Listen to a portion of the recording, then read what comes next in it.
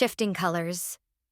The morning air tasted of damp earth and the promise of a day just beginning. Elias had been lost in the familiar quiet of his thoughts when Alara's voice, a soft chime that always seemed to cut through the noise, drew him out. "Come here," she had called from the back door, her tone a mix of command and conspiratorial joy. "I want to show you something." He followed her, his boots scuffing on the worn flagstones of the path. She stood bathed in the golden, buttery light of the early sun, her silhouette outlined in a soft halo. As he approached, she gestured with a graceful sweep of her hand. "Look at the trees and listen to the birds chirping." He did. The world unfolded before him in a symphony of sound and light.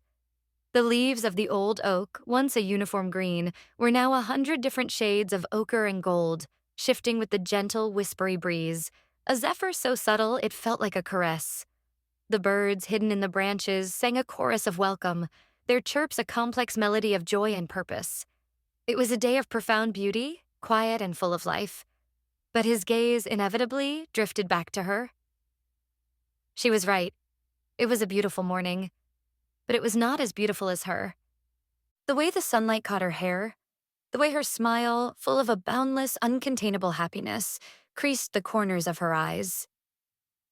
And those eyes, her beautiful green eyes, were a swirling palette of moss, jade, and the new life of spring. And in that moment, under the warm sun, they melted his heart. He felt himself fall into their depths, utterly in awe, mesmerized by the genuine light that shone from within her. When she noticed him looking, the beautiful serenity on her face broke. A shy, nervous smile touched her lips, and she looked away, covering her mouth with her hand, a small, delightful laugh escaping. "Stop," she giggled, her voice muffled against her palm. She knew. She remembered she could also make him nervous with just one soul-piercing look. He felt the familiar rush of blood to his cheeks, a sudden, clumsy shyness that was both foreign and intoxicating. They stood there, two souls who had known each other forever, suddenly rendered speechless by the simple act of seeing. She gathered herself, taking a deep breath, and looked back at him. Oh, how he fell apart with just one look from her beautiful gaze. They were both now nervous, connected by a thread of vulnerability, a silent confession of their profound effect on each other. He broke the beautiful silence, his voice a little hoarse. "Come on," he said, gesturing with his head toward the garden. "Let's go see what that little chalk is doing in her garden." The cabbage-white butterfly was their shared secret, a small, chalk-white constant in a world of shifting colors. Her smile returned, a little less shy this time. "Let's go," she agreed, and they walked toward the garden, the space between them filled with a quiet, unspoken language. When they reached the patch of wildflowers, they saw the butterfly, a tiny, fluttering thing, a delicate spirit moving with an erratic grace. It looked to an outsider like uncontrollable, frenzied movements, but they knew. They both knew with an innate certainty that she was fully in control of her world and the surroundings of her garden, navigating with a hidden wisdom.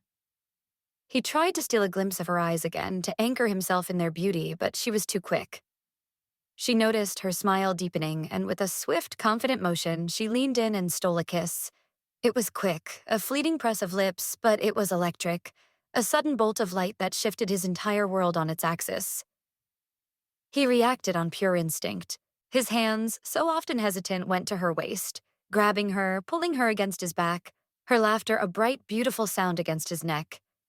He held her there, a feeling of immense possession and utter tenderness washing over him.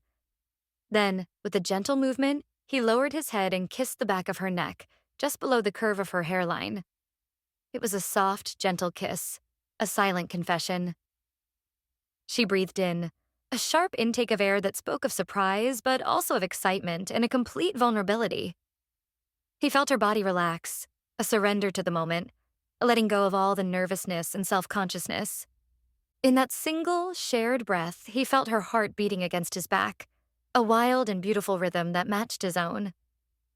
The sun continued to warm them, the birds continued their symphony, and the little chalk butterfly continued her erratic, elegant dance. Everything was exactly as it should be. Their world, once so contained and hesitant, was now filled with the beautiful, unpredictable, shifting colors of love. And in that moment, They were both exactly where they were meant to be,